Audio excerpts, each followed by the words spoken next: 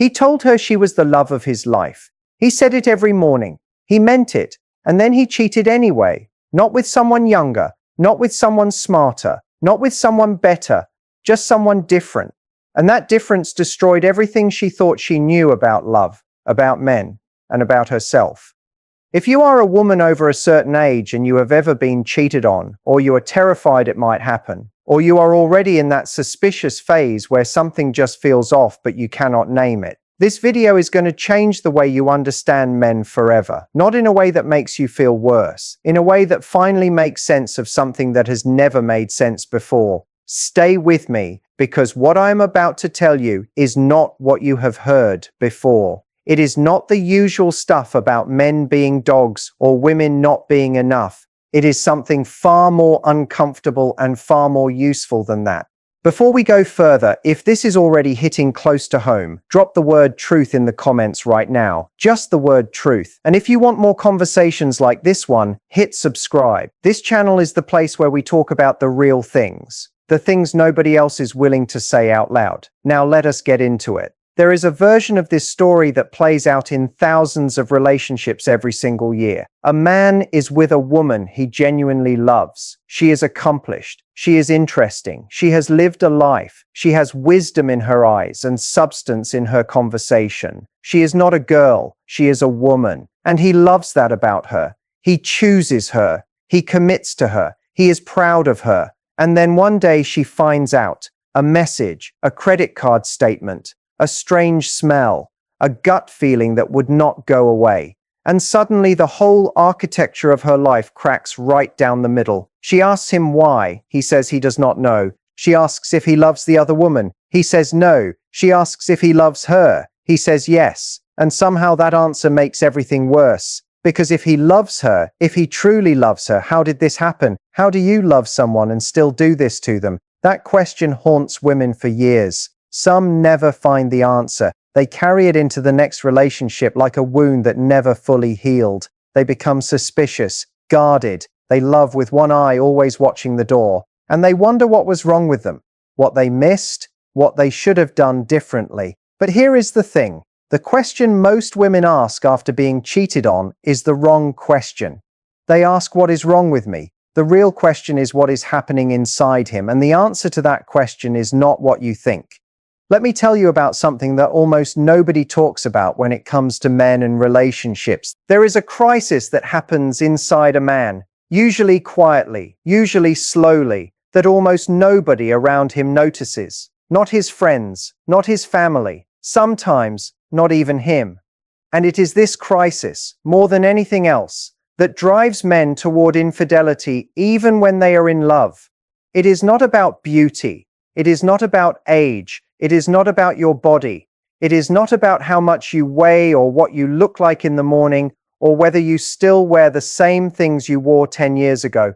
Those are the surface explanations, the ones that feel satisfying because they give women something to fix. But they are wrong.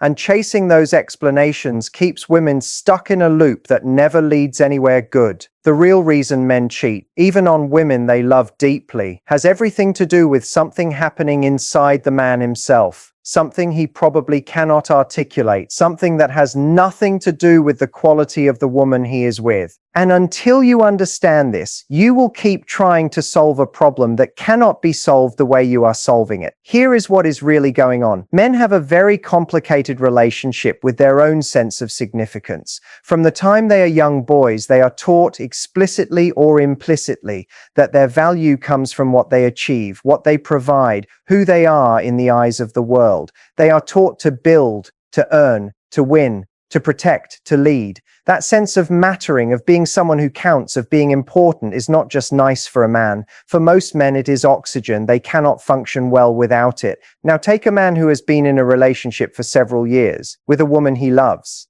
a woman who is older or at his age, or in that phase of life where both of them have settled into something comfortable and established. She has her own life, her own career, her own friendships, her own sense of self. She does not need him to complete her. She is not hanging on his every word. She is not dazzled by him the way someone might have been when he was younger, and everything felt new. And slowly, quietly, without either of them noticing, he starts to feel something uncomfortable. He starts to feel invisible inside the relationship. Not unloved necessarily, but unneeded, unremarkable, like a fixture, like the couch that she loves but no longer really sees. This is not her fault. This is not about her doing something wrong. She is living her life, which is exactly what a healthy, grounded woman does. But inside him, something is starving. And because most men are terrible at identifying emotional hunger, let alone talking about it, they do not say a word. They just feel vaguely restless, vaguely dissatisfied, and they cannot tell you why. That restlessness is a warning sign. Not about the woman, about the man, about his unmet psychological need for significance, for being seen as extraordinary by someone, for feeling like he still has something powerful to offer. And then someone else comes along, maybe younger, maybe just different, maybe just someone who looks at him with fresh eyes, someone who does not know his flaws yet, someone who laughs at his jokes like they are the funniest thing she has ever heard, someone who asks him questions like his answers actually matter, someone who makes him feel, even briefly, like he is remarkable again. And he does not cheat because he loves her more. He cheats because in those moments with her, he feels more alive than he has felt in years. And he mistakes that feeling for something it is not. That is the uncomfortable truth about male infidelity that nobody talks about. It is rarely about the other woman being better. It is almost always about the man running toward a feeling he has lost. A feeling of being special, of mattering, of being chosen not because of habit or history, but right now, in this moment, for who he is today. And older women, women who are grounded and self-sufficient and whole, can accidentally, without meaning to, stop providing that feeling, not because they are doing anything wrong, but because they have stopped treating him like he is extraordinary, because familiarity has replaced admiration, because she is secure enough in the relationship not to chase him, and he interprets that security as indifference. This is the cruelest irony in relationships between mature adults. The very things that make an older woman remarkable, her independence, her confidence, her fullness as a person, can sometimes leave a certain kind of man feeling like he has nothing to offer her. And a man who feels like he has nothing to offer will eventually start looking for somewhere he can feel like he does. Now I want to be extremely clear about something before we go any further. What I am describing is not an excuse. A man who cheats makes a choice, a conscious, deliberate choice to betray the person who trusts him. The psychological explanation for why he did it does not absolve him of the damage he caused. He could have talked, he could have asked for what he needed, he could have gone to therapy, he could have been honest. The fact that he did not, the fact that he chose deception over conversation, says everything about his character and his emotional courage. But understanding why it happens is not the same as excusing it. Understanding it is what gives you power. Because if you understand the mechanism, you can see it coming. You can recognize the warning signs. You can have different conversations before a crisis happens. And you can decide with clarity what kind of man you actually want, and whether the one in front of you is capable of being honest with you about his needs. So let us talk about the warning signs, because they are real and they are specific. And most women miss them because they are looking for the obvious ones, the late nights, the change passwords, the sudden interest in the gym. Those can be signs too, but the earlier, more important signs are emotional, not logistical. The first sign is a man who starts comparing his life to other men his age, not in a healthy, ambitious way, but in a resentful, deflated way. He scrolls through social media and makes comments about what someone else has achieved. He talks about what he could have been. He brings up roads not taken. He becomes preoccupied with whether he has done enough, been enough, achieved enough. That preoccupation is a man having a quiet crisis of significance.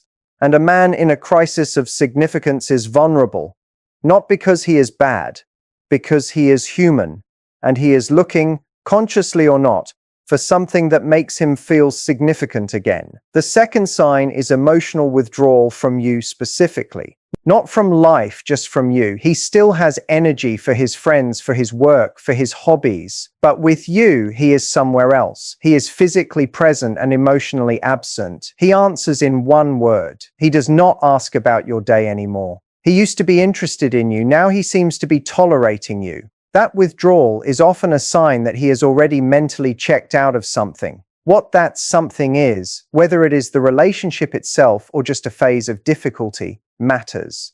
And it is worth finding out before you lose more time. The third sign is that he stops bringing things to you. Problems, ideas, dreams, small victories. He used to tell you things. You were his person. Now he handles things alone, or he tells someone else. When a man stops bringing his inner life to you, it means he has decided on some level that you are not the place where he feels most understood. That is a serious shift, and it is one that needs to be addressed directly. The fourth sign is that he becomes suddenly very interested in your opinion of him. Not in a connected, intimate way, in an anxious, validation-seeking way. He wants to know if you still find him attractive. He wants to know if you are proud of him. He wants reassurance that you see him as successful. And when you give him reassurance, it helps for about 5 minutes, and then he needs it again. That cycle of anxious validation seeking is a man who is running on empty in his need for significance, and he is coming to you to fill a tank that has a hole in it. The reassurance is not working because the real problem is not being addressed. Now here is where this gets important, because I am not going to leave you here with a list of warning signs and nothing else. That would be cruel and also useless. What do you actually do with this information? First, understand this. You cannot keep a man who has decided to be dishonest. I want to say that again because it matters enormously. You cannot keep a man who has decided to be dishonest. No amount of being more attractive, more attentive, more understanding, more exciting, more anything can hold together a relationship with a man who has chosen deception over conversation. If he has already made that choice, that is a him problem, not a you problem. Do not make the mistake of spending years trying to fix something in yourself that was never broken. Second, the women who navigate this best are not the ones who become more anxious or more accommodating. They are the ones who stay extraordinarily connected to their own lives, their own passions, their own sense of what they are worth. A woman who knows what she deserves does not accept crumbs and does not stay in a relationship that is making her small. She sees clearly, she asks directly. She does not perform stability to keep a man from being honest. She creates enough safety that honesty becomes possible, but she does not beg for it. Third, the conversations you need to have with a partner are not the ones most women think they need to have. Most women, when they sense something is wrong, go toward the relationship. They talk about the relationship. They ask about the relationship. Are we okay? Do you still love me? What is happening to us? And the man who cannot locate the emotional root of his own restlessness says everything is fine and shuts down. The conversations that actually work go toward him. What is going on for you lately? What do you wish was different about your life right now? What are you excited about? What do you feel like you have not done yet that you still want to do? You are not asking about the relationship, you are asking about him, and you are making space for the thing he cannot name to slowly come to the surface. That is the kind of conversation that can actually change things. But here is the piece that almost nobody talks about, and it is possibly the most important thing in this entire video.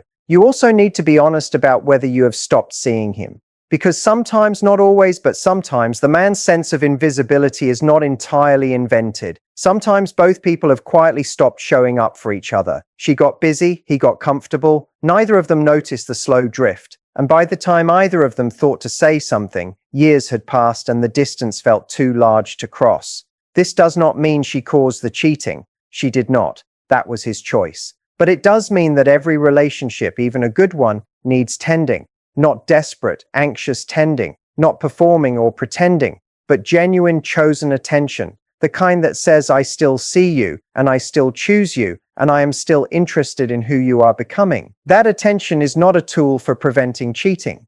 It is the foundation of a good relationship, and it goes both ways. A man who loves you should also be giving it. And if he is not, that is information, important information, about whether this relationship has the health it needs to last. And here is something worth sitting with for a moment. Tending a relationship does not mean grand gestures. It does not mean surprise trips or expensive dinners or elaborate declarations. Most of the time it looks almost boring from the outside. It looks like asking a real question at dinner instead of scrolling your phone. It looks like noticing when he seems quieter than usual and saying something instead of assuming it will pass. It looks like touching him without expecting it to lead anywhere, just to say I am here and I still want to be close to you.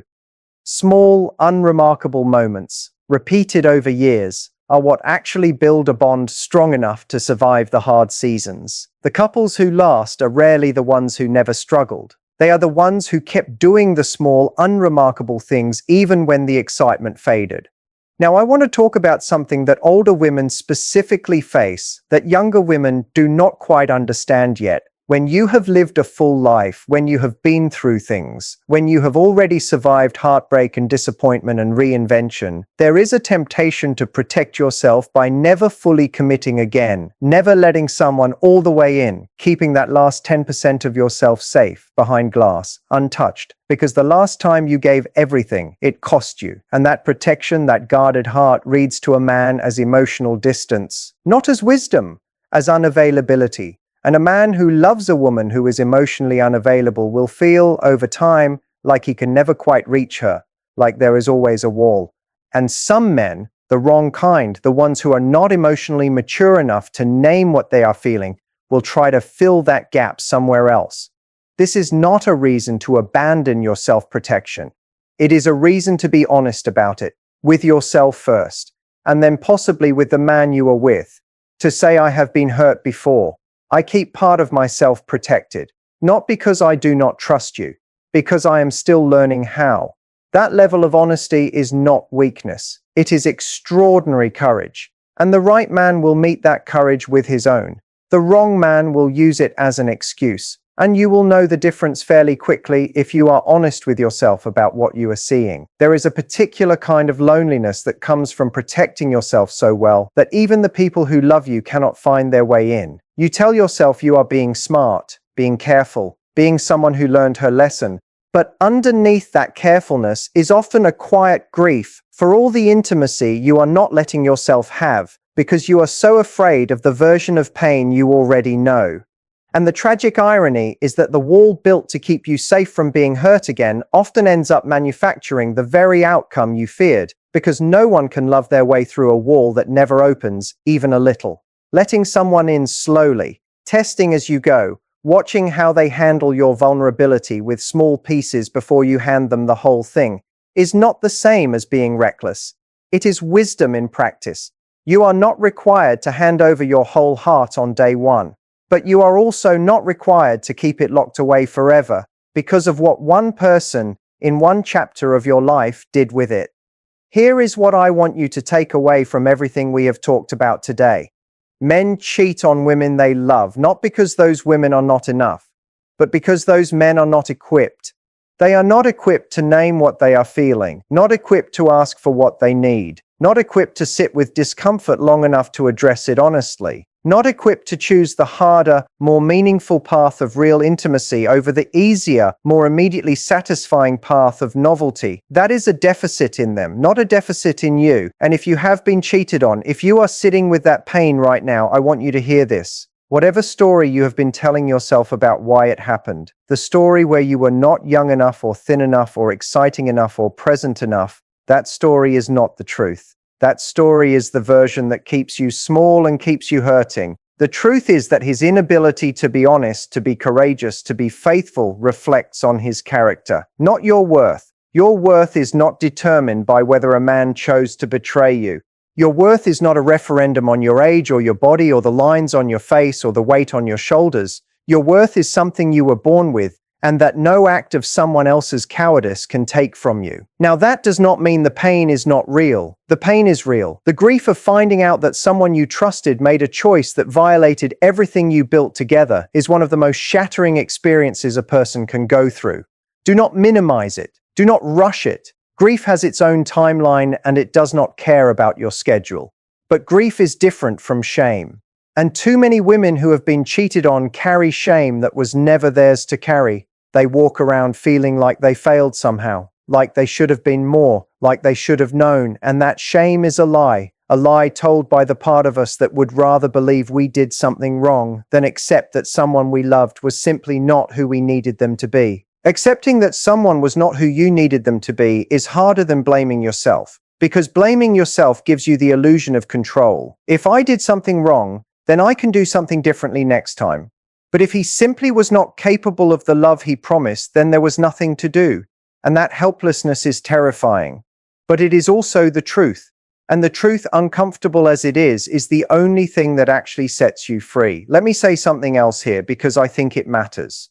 Healing from this does not happen in a straight line. You will have days where you feel strong and clear and done with the whole thing, and then a song will come on.